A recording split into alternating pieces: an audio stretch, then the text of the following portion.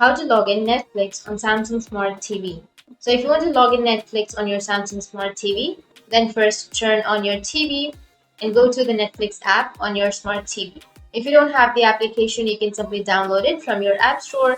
Select the sign in option, which will be on the bottom right.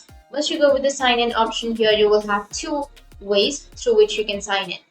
The first one is through the QR code. So you just need to simply point the camera on your phone or tablet at this code, or you can go with netflix.com/tv9 and you'll be able to scan the QR code. And once you scan the QR code, you'll be able to log into your account by scanning the QR code through your mobile device. After that, you need to simply enter the code which is on the right side on your mobile device and you'll be able to sign in. So that's one method, right? By using your phone. Or if you want to use the remote, then what you need to do is simply go with the use remote option, which is on the right side. Once you tap on use remote, it will take you to the next kind of interface where you just need to simply enter the email address and the mobile number by pressing the letters with remote on your TV screen. And once you've entered your email and password, you'll be able to sign into your account on your smart TV. So that's how you can log in or sign in Netflix on your smart TV.